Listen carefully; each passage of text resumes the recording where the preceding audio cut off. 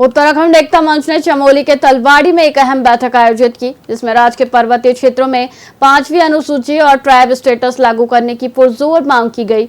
अध्यक्ष अनूप बिष्ट ने बताया कि अन्य हिमालयी राज्यों के मूल निवासियों को प्राप्त संवैधानिक सुरक्षा कवच से उत्तराखंड के पहाड़ी निवासियों को क्यों वंचित रखा गया है। यह मांग केवल आरक्षण ही नहीं बल्कि चीन और नेपाल सीमा से लगे संवेदनशील राज्य की सुरक्षा, हिमालय के संरक्षण और मूल निवासियों के अधिकारों की लड़ाई है। डॉक्टर विक्रम माहुरी ने 5वीं अनुसूची लागू होने से रोजगार, सख्त भू कानून, सांस्कृतिक संरक्षण और महिला सुरक्षा जैसे अनेक लाभों पर प्रकाश डाला। ग्राम पंचायत के अंदर 5वीं अनुसूची को लेकर बैठक रखी गई थी। 5वीं अनुसूची क्या है?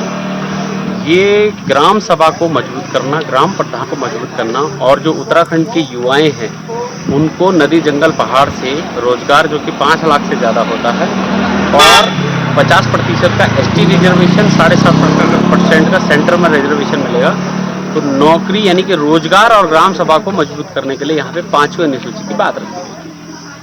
आज तलवाड़ी स्टेट चमोली गढ़वाल के अंदर ये जो 5वीं अनुसूची की बैठक रखी गई थी, इस बैठक का उद्देश्य है कि उत्तराखंड के पर्वतीय क्षेत्रों पे 5वीं अनुसूची लागू की जाए, जिससे कि हमारे युवाओं को 50% एसटी रिजर्वेशन स्टेट में, 7.5% एसटी रिजर्वेशन सेंटर में और कम से कम नदी जंगल पहाड़ से जो माइनर ठेके होते हैं उसके माध्यम से 5 लाख से ज़्यादा नौकरियां मिलेंगी।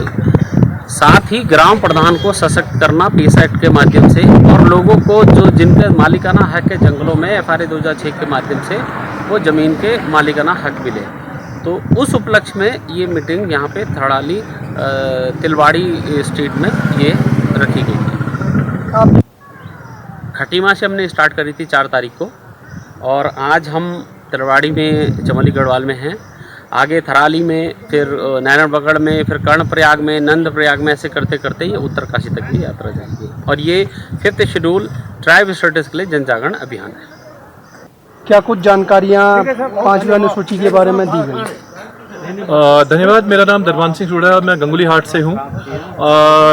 जैसा कि यहाँ पर बहुत विशेष चर्चा हुई आप लोगों के सहयोग से बहुत सारे ग्रामीणों के साथ में, लोगों को बड़े सरल भाषा में ये समझाया गया कि जो अधिकार आपके जल, जंगल, ज़मीन पे पहले से ही संवैधानिक तरीके से आपके पास थे, 1970 में किस तरीके से वो हटा दिए गए।